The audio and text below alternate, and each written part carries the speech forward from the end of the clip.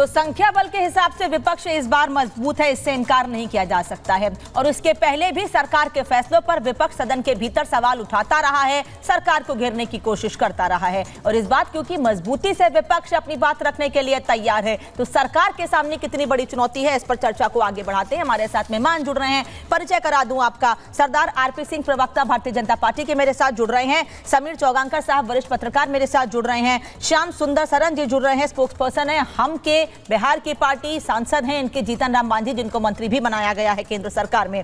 इसके अलावा अनुराग भदौरिया, राष्ट्रीय प्रवक्ता समाजवादी पार्टी के मेरे साथ जुड़ रहे हैं। प्रोफेसर अखिल स्वामी, राजनीतिक विश्लेषक, स्टूडियो से ही मेरे साथ जुड़ रहे हैं। और तौसीफ खान साहब, राजनीतिक विश्लेषक, मेरे साथ जुड़ रहे हैं। आप सभी लोगों का बहुत बहुत स्वागत है। लेकिन पहला सवाल सरदार आरपी सिंह आपसे, क्योंकि बीजेपी बार बार कह रही है कि भैया तैयारी हमने पूरी कर ली है, स्पीकर हमारा ही होगा, केवल नाम का ऐलान करना बाकी है। क्या इतनी आसान राह होगी आप लोगों के लिए, क्योंकि विपक्ष अब उतना कमजोर नहीं जितना आप लोग इसके पहले 10 साल से देखते आ रहे थे? देखिए, बात कमजोर और तगड़े की नहीं है, बात संख्या की है। संख्या का जो गणित है हमारे पक्ष में है।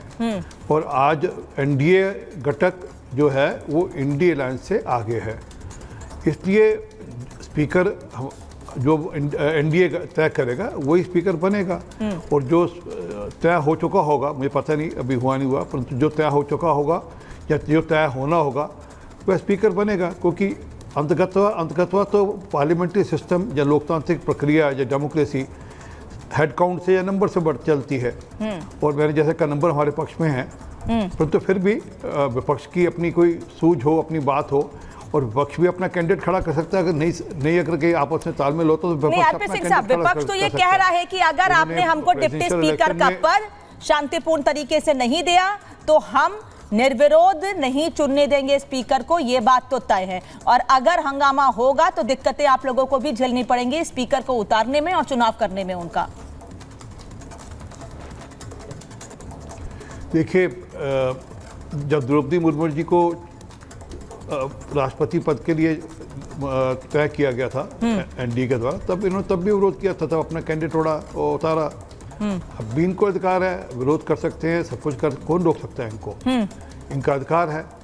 परंतु मैं वापस रिपीट करता हूँ, लोकतांत्रिक प्रक्रिया में हेड काउंट कितने हैं, नंबर कितने हैं, कितने सिर हैं, कितने सांसद हैं, इसी पर सारी बात है। सारी जो परिस्थितियां इसी पे डिपेंड करती हैं। तो सांसद तो भदौरिया साहब आपकी भी बड़े ज्यादा है, तीसरी सबसे बड़ी पार्टी है, इतने सांसद चुने गए हैं, जनता ने इतना बड़ा मैंडेट आप लोगों को दिया है, जिम्मेदारी तो आपकी भी बनेगी, विपक्ष की भी, कि भैया संसद शांतिपूर्ण चलने दें, जो आने वाले 10 दिन है उसमें चर्चा हो सके, वो काम हो सके जो सरकार चाहती है, जो आप चाहते हैं। देखिए, भारतीय जनता पार्टी और एनडीए की सरकार, तो एनडीए की तो नहीं बोलेंगे, भारतीय जनता पार्टी, एनडीए की सरकार तो जो उनके घटक दल हैं वो तो ठीक हैं। भारतीय जनता पार्टी के सदस्य और भारतीय जनता पार्टी की सरकार अगर चाहेगी तो सदन अच्छी तरह से चलेगा, क्योंकि ये संविधान का सम्मान करें, लोकतंत्र का सम्मान करें, जनता के मैंडेट का सम्मान करें, जनता के मुद्दों का सम्मान करें, तो कोई दिक्कत नहीं है। क्योंकि हम लोग तो जनता से चुने हुए लोग हैं, जनता की मानने वाले लोग हैं, संविधान और न्यायपालिका को मानने वाले लोग हैं। भारतीय जनता पार्टी संविधान और लोकतंत्र पे यकीन कम करती है। अगर यकीन करती तो ये हम आप डिबेट ही नहीं कर रहे होते। वो कहती है हाँ ठीक है, प्रतिपक्ष भी मजबूत है इस देश के अंदर में, उनका डिप्टी स्पीकर होने दीजिए, क्या दिक्कत है? आपके मन में चोर नहीं है तो क्या दिक्कत है? अगर ये भी कह देते कि स्पीकर भी आप बना लो तो क्या दिक्कत है? भाई, अगर आपके मन साफ होगा, आपके अंदर किसी प्रकार का आपको अगर पार्लियामेंट के अंदर में कोई ऐसा बिल नहीं लाना है जिससे आपको दिक्कत हो, अगर अन्याय नहीं करना है, तो आपको तो चिंता नहीं होनी चाहिए। इसके मतलब आपके मन में चोर है, अन्याय की भावना है, तभी तो आप कह रहे हो ना डिप्टी स्पीकर आपका नहीं होगा, फिर ये होगा वो। क्यों भाई? आप कह देते भैया प्रतिपक्ष इतना मजबूत है और उससे हमारी जिम्मेदारी बनती है, जनता की समस्या का समाधान हम लोग मिलकर करेंगे। भाई, सत्ता पक्ष के सामने विपक्ष जो मुद्दे खड़ा करेगा हम उसका समाधान करेंगे। यही तो। क्या कहीं सरकार की ओर से ऐसा कहा गया कि डिप्टी स्पीकर का पद विपक्ष को नहीं देंगे? कहीं कोई इंडिकेशन या कहीं कोई बात, कोई बयान सामने आया ऐसा? आप मेरी बात, हाँ, आप मेरी बात अभी तक नहीं समझे। अगर नहीं था तो बोल देना कि हाँ देंगे भाई, प्रतिपक्ष भाई पहले से डिक्लेयर कर दो, आपको टेंशन नहीं होगी, किसी को कोई दिक्कत नहीं होगी। आप क्यों इस तरह की घटनाएं करते हैं? क्यों आप हर चीज़ को अपने हिसाब से करना चाहते हैं कि अपने कंट्रोल में चीज़ें रखना चाहते हैं? भाई लोकतंत्र में तो मिलजुल के काम करने की बात। देखिए, विपक्ष का कभी सम्मान नहीं करती है भारतीय जनता पार्टी। विपक्ष का सम्मान किया होता, विपक्ष की बातों को माना होता तो यहाँ किसान आंदोलन इतना बड़ा नहीं होता, क्योंकि किसान बिल ही पास नहीं होता, हमारी बातें मान लेते।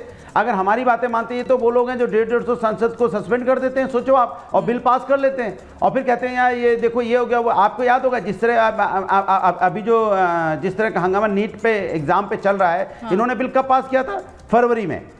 क्या किया था? अगर हमारे हमको कॉन्फिडेंस में लिया होता और हम यहाँ विपक्ष से राय ली होती और दोनों मिलकर बिल को पास करते तो आज शायद समस्या का समाधान नहीं होता ना। इन्होंने बिल पास किया, फिर उसका नोटिफिकेशन नहीं किया। आज देखिए किस तरह की चोरी हो रही, गड़बड़ी पाई जा रही है। आपने कहा हमें कॉन्फिडेंस में नहीं लिया, लेकिन समीर चौगानकर साहब, सरकार तो ये कहती है हम तो लेना चाहते हैं। साहब आप कॉन्फिडेंस में आते ही नहीं है। हम जो बात कहते हैं आप सीधे उसका विरोध कर देते हैं। हम 2 लाइन कहते हैं, 3 लाइन अपने आप सोच लेते हैं आप। देखिए, अगर सरकार को भरोसे में नहीं लेना होता विपक्ष को, तो संसदीय कार्य मंत्री जो बने हैं किरण रिजिजू जी, वो मल्लिकार्जुन खड़गे से मिलने घर नहीं जाते। केंद्र के मंत्री गए ना संसदीय कार्य मंत्री मल्लिकार्जुन खड़गे से मिलने, वो क्यों गए थे मिलने? वो मिलने इसलिए गए थे कि संसद को सुचारू रूप से चला जाए। संसद संवाद का माध्यम है, संसद संघर्ष का माध्यम नहीं है। आपको सरकार से कोई समस्या है, आप सड़क पर संघर्ष कीजिए, संसद में सरकार से सवाल कीजिए, संसद में आप संवाद कीजिए। संसद विचार विमर्श का स्थान है। वहां पर मुझे लगता है कि भारतीय जनता पार्टी के मंत्री ने जाकर बताया है कि हम चाहते हैं कि संसद चले। अब ये विपक्ष के ऊपर है। मुझे लग रहा है कि विपक्ष जिस तरीके से मुड़ बनाकर चल रहा है वह संसद को नहीं चलने देगा। राहुल गांधी तो पहले इस बात का संकेत दे चुके हैं कि इस बार सत्र में बड़ा मजा आने वाला है। अब राहुल गांधी को संसद में चलाकर मजा आता होगा तो वह पूरी देश की जनता देखेगी। जिस तरीके से मुझे लगता है कि समाजवादी पार्टी में तो पक्ष विपक्ष दोनों चाहिए, तो आप सस्पेंड क्यों करते हो? 150 सांसदों को पार्लियामेंट से निकाल देते हो, फिर कहते हो संवाद का संसद को चलने नहीं देगा। अरे संवाद, मुझे ऐसा लगता है कि अभी संवाद अकेले में होता है, संवाद होगा क्या? 24 और 25 तारीख को स्पीकर का चुनाव होगा, 27 तारीख को राज्यसभा का 2014 सत्र शुरू होगा। उसके बाद प्रधानमंत्री मोदी अपनी कैबिनेट से संसदों को अवगत कराएंगे, राष्ट्रपति का दोनों संबोधन होगा। नहीं, बिल्कुल नहीं, क्योंकि ऐसे बोलेंगे नहीं समझ आएगा। रुक जाइए सर। भदौरिया जी, डॉक्टर भदौरिया और समीर जी, अगर ऐसे नहीं, ऐसे डॉक्टर भदौरिया बोलेंगे बीच में तो समझ में नहीं आएगा। प्रोफेसर स्वामी, मैं समीर जी की बात को ही आगे बढ़ाऊंगी कि आप तो पहले ही ये संकेत दे रहे हैं कि हंगामा होगा, क्योंकि सुप्रिया श्रीनेत सीधे सीधे कह रही हैं कि कुर्सी की पेटी बांध लो, संसद का तापमान बढ़ने वाला है। क्या मतलब है इसका? अभी तो शुरुआत भी नहीं हुई है। मतलब वही बात हो गई कि सर अभी कोई आगाज हुआ नहीं है, कोई तैयारी हुई नहीं है, आप हंगामा करने के लिए पूरी तरह तैयार हैं। देखिए, हंगामा तो होना चाहिए। क्यों होना चाहिए? इस समय देश के बच्चों के साथ, युवाओं के साथ, किसानों के साथ, हर वर्ग के साथ जिस प्रकार से अत्याचार हो रहा है, इस देश के अंदर लोकतंत्र है, विश्व का महानतम लोकतंत्र है, बिल्कुल होना चाहिए। सत्ता पक्ष को 1 मिनट चैन से नहीं बैठने देना चाहिए। 13 महीने से मणिपुर में आग लगी हुई है, जम्मू एंड कश्मीर में आतंकी आक्रमण हो रहे हैं, बच्चे सड़क पे हैं, उनके माँ बाप सड़क पे हैं, माएं अपने बच्चों को रात में अपने साथ सुला रही हैं कि आत्महत्या न कर लें। डिप्रेशन में है देश। इस समय अगर शांति होगी, ये मरघट की शांति होगी। मुझे मरघट की शांति नहीं चाहिए। मुझे ऐसा चाहिए कि लोकतंत्र में विपक्ष भी शांत न बैठे, सत्ता पक्ष भी साथ न बैठे। मेरे बच्चों के साथ, मेरे देश के किसानों के साथ एमएसपी की गारंटी दीजिए उनको। आप देश के अंदर जो आपने जीएसटी बढ़ाई हुई है एग्रीकल्चरल इनपुट्स पे, उसको कम कीजिए। प्रोफेसर स्वामी